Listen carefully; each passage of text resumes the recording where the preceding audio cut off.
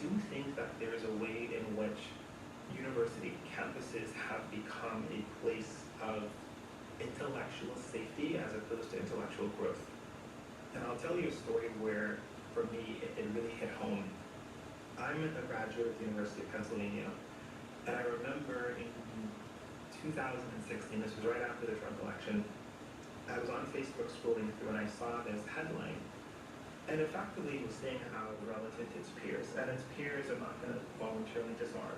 And so you have a situation that's similar to a prisoner's dilemma game, where it's in everybody's best interest to expand supply, but then no one's unilaterally going to do it. So we're not advocating for collusion, but what we're saying is that this is a situation in which you need some form of cooperation between universities. This might be something where the government says, look, we want you to expand supply as a condition of getting additional resources. Or maybe we will start taxing your endowment a little bit more aggressively until you expand supply. I do think that universities face a lot more scrutiny unless we're able to make a really clear argument for the ways in which we're serving the public. And I do believe that by expanding. Decided to go coeducational in the late 60s. At one time, there were more than 250 women's colleges in the U.S. Today, there are about 30. So the change at Vassar was pretty typical.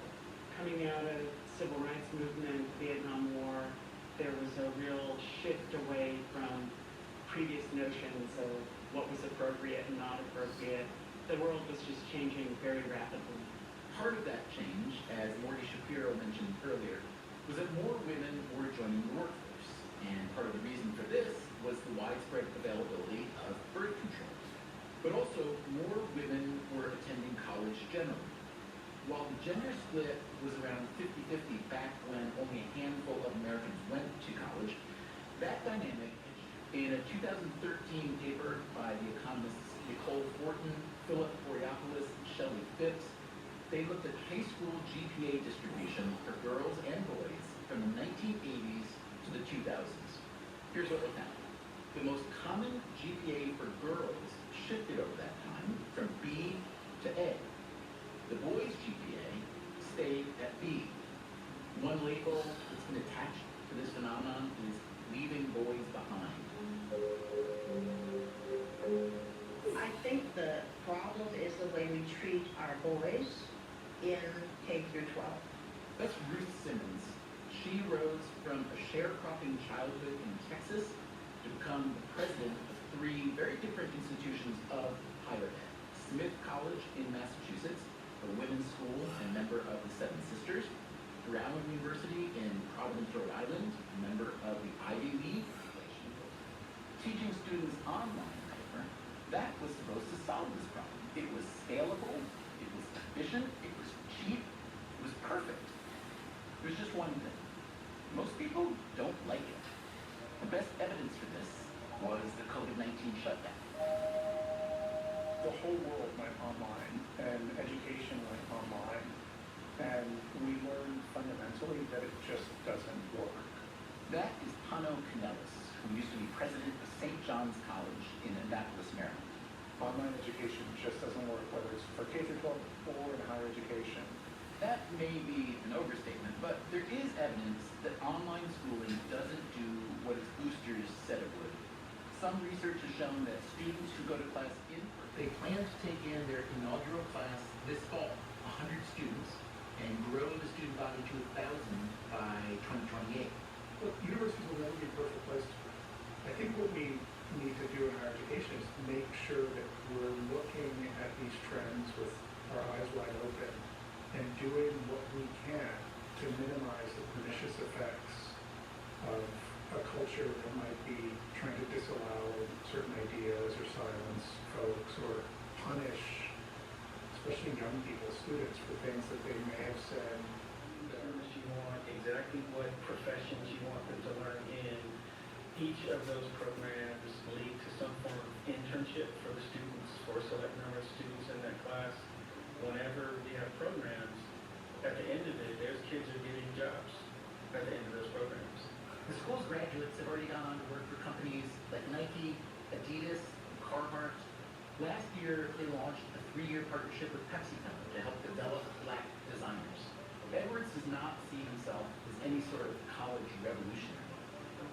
himself as someone who realized that college has become too expensive, too inaccessible, and too divorced from its original goals. And then he found a way to do something about it. All we did was borrow from nursing schools and welding schools and electrical schools and carpentry. We didn't really invent anything. Our roots are in those jobs that built this country, right?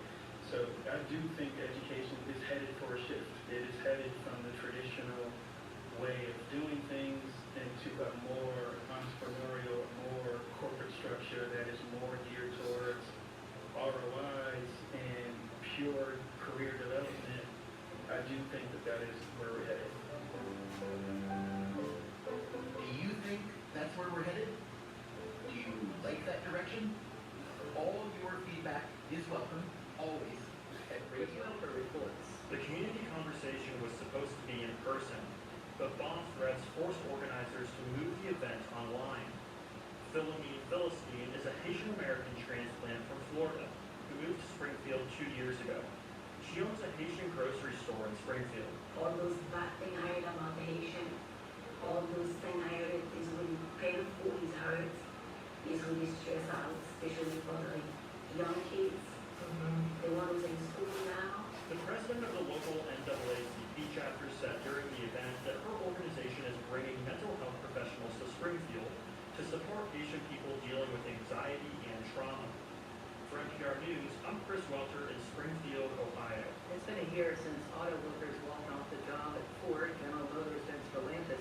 The strike yielded historic raises and other improvements for workers, but uncertainty remains. NPR's Ingrid Shue reports. Auto workers at the Big Three have already served in the last 30 to 40 years, and we've grown considerably. So our clinic now serves approximately 9,000 veterans. Women are the fastest growing demographic of veterans and are currently 11% of the veteran population. The clinic is expected to be completed in 2026 and will serve women veterans in Minnesota and throughout the region. Well, how did Liz do in our quiz? Smart Liz started this off with a perfect score. Well done, Liz. Thank you so much.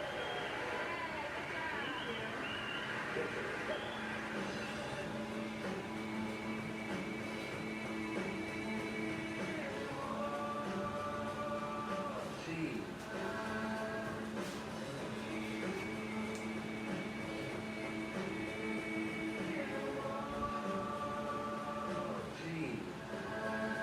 Right now, panel, time for you to answer some questions about this week's news. Adam, Vladimir Putin has long railed against Disney, saying Western culture is terrible and that their cartoons are far inferior to Russian ones, so it must make him furious. He has said that. So it must make him furious that the son of what prominent Russian is reportedly a Disney superfan. Well, I didn't know that he allowed there to be other prominent Russians. That may be a clue. Is it his own son? It is indeed the son of Vladimir Putin. Putin has two young sons with his mistress. Hold for awe. And one of them is reportedly incredibly into Disney, even insisting on dressing up like Disney characters, of course, because he is a Putin. His costume is actually made from 101 Dalmatians.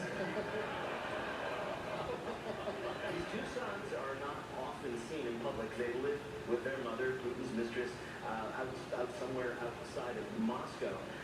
One of the boys is starting 3rd grade, and the one who's really into Disney is just about to go into Kindergulag. Putin has said that he prefers Russian cartoons. You know, they're very good, like, for example, Tom and the adoring populace who all love Tom. And where inside next story about a hidden feature of Doritos comes from Roxanne Roberts. When influencer Tyler Kalla agreed to foster a tiny orange kitten, he named it Dorito, Dory for short, after his favorite snack food. Kalla made an adorable TikTok of the kitten playing with a pile of chips, which is when Kalla realized that Dory was obsessed and demanded the treats whenever he opened a bag. The downside? Smelly little kitty farts and smellier kitty poops, which were small but mighty. It became a running joke with Kalla's 260,000 followers until the day Dory farted and Kalla lit a pile of Doritos in an incest burner to mask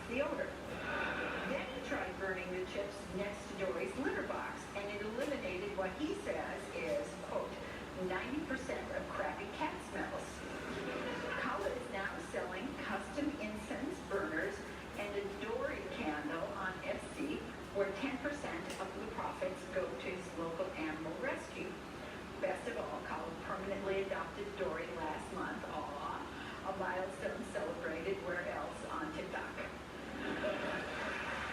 Burning Doritos is perfect for masking the smell. A litter box, your last story of something cool you can do with a cool ranch, comes from Nagin Farsad. Doritos are known for their bright orange hue, inspired by fall foliage and or hazmat suits. It's also known for its flavor-filled dust. The dust is so sticky that after eating a bag of Doritos, it's customary to lick your bright orange fingers.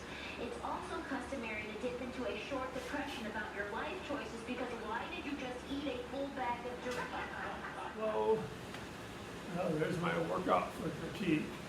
Sterling's taking a nap this afternoon, so he wasn't here today, so I'm sure we'll get him in on the next one. So let me know how I'm doing. Have a good day. Bye-bye.